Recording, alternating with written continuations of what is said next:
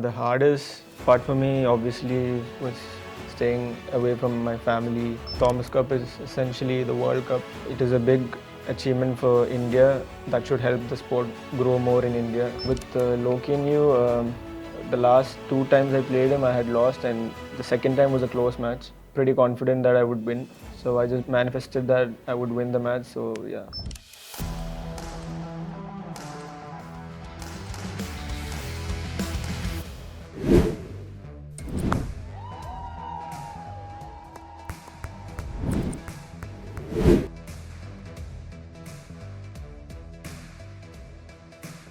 Hello and welcome to Mike and Magic. Today we have one of India's rising badminton stars, the smash machine himself, Kiran George.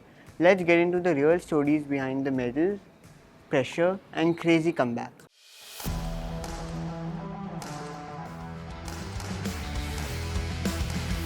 Hi Kiran, thank you so much for coming. It's my pleasure to be here. Thank you. You come from a badminton family. Your dad is an Arjuna awardee. Your mom plays at the state level, and even your brother plays internationally. Did you ever feel pressurized by all of that, or did it feel natural to pick up the racket? I think for me, it just came naturally to me because I used to go to the stadium where they train or practice, so I saw them at a young age. So I just felt like I'm missing out on something, so I naturally joined in that sport. So yeah, I didn't feel pressurized. You left Kochi for Bangalore at just 14 to join the Prakash Padukone Academy. What was the hardest part about moving away from home at such a young age? Yeah, the hardest part for me obviously was missing my school friends, staying away from my family, and just home food, and like yeah, just mainly I could not make any friends. Like I couldn't keep touch with my friends anymore. So yeah, that was the hard part, I would say. You and Lakshya Sen had trained together at PBBA for years. What's something you've learned from him that people might not expect? I think with Lakshya, in his case, he's immensely talented, but also with the talent, he is also hardworking. So some people might say he's just talent, just pure talent, but I would argue with them saying that's just not talent. He would also work very hard. Your coaches made you give up Kerala, curries and biryani for training. Which one do you miss the most? I think that's Kerala curries for me. But whenever I keep coming back home, like once or twice a month, so I get to keep eating that. Yeah. And do you like Benny dosa since you moved to Bangalore? Yeah, I love Benny dosas.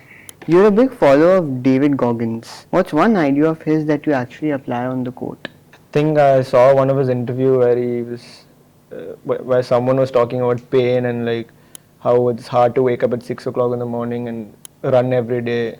But he said keep on going to the interviewer because he loved being tortured or like being all the hardships. I think he enjoyed that. So for me, I think to enjoy training, enjoy all the hard work is something I would take. In 2023, you beat world number one Shi Yu Qi at the Thailand Open. What was going through your mind at that point? At the match point, I was just not thinking about it too much, whether I'm playing the world number one or I'm playing Shi Yu Qi. I just kept my focus on each point and played one rally at a time. And then, yeah. At the Indian Open 2025, you came back from 14-20 down in the deciding set against Alex Lanier. How do you stay calm when you're just a few points away from losing? So, yeah, at that point, I would say it's just to focus on one point at a time rather than the whole match, whether I'm trailing, whether I'm leading.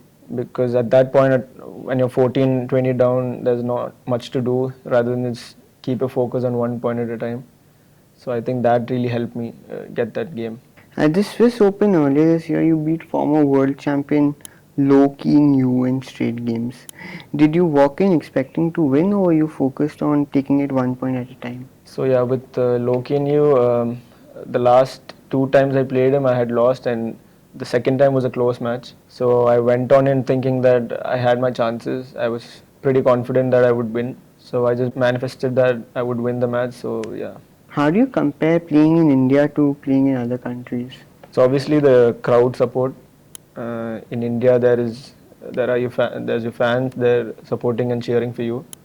In other countries, it's mainly the home crowd. So most of the time they're against you, the crowd. So I would say that is the most different part.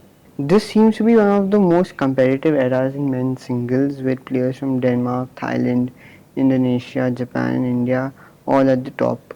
Do you agree? And who do you find the toughest to play against right now? I think, yeah, I agree on that. I think in the top 30 in the world right now, everyone is pretty much equal. Like anyone can beat anyone on their good day. The toughest opponent I feel is Jonathan Christie for me. What keeps you going? I don't know. I've got that drive in me instilled in me since I was 15. Like I remember I was not pretty good at national level when I was 14, 15. So I used to lose in the first round in all India tournaments. So when I moved to Bangalore, I just wanted to get better and perform at the national level. I wasn't thinking about the international at first. I just wanted to perform at the national level first. So that drive, I think, helped me achieve that. What does it take to remain at the top consistently?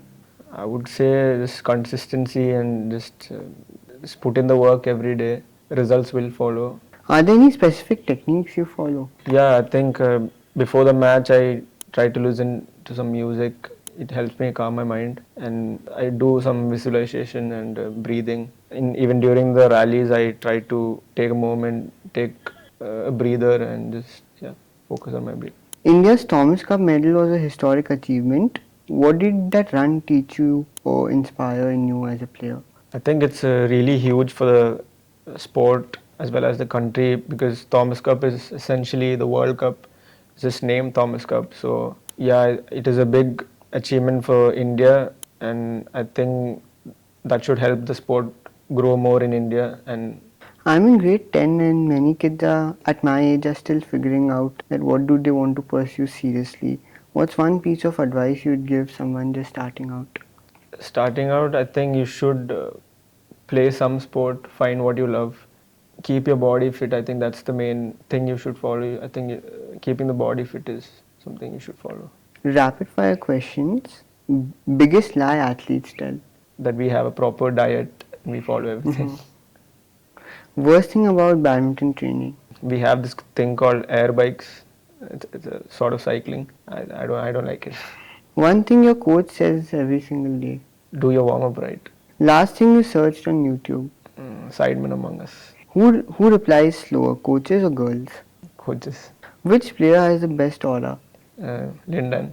What's cooler, fame or peace of mind? Peace of mind. One habit teenagers should start now. Hit the gym.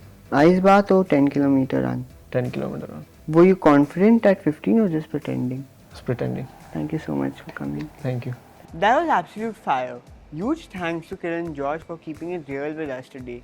If you enjoyed this episode, like, share, subscribe.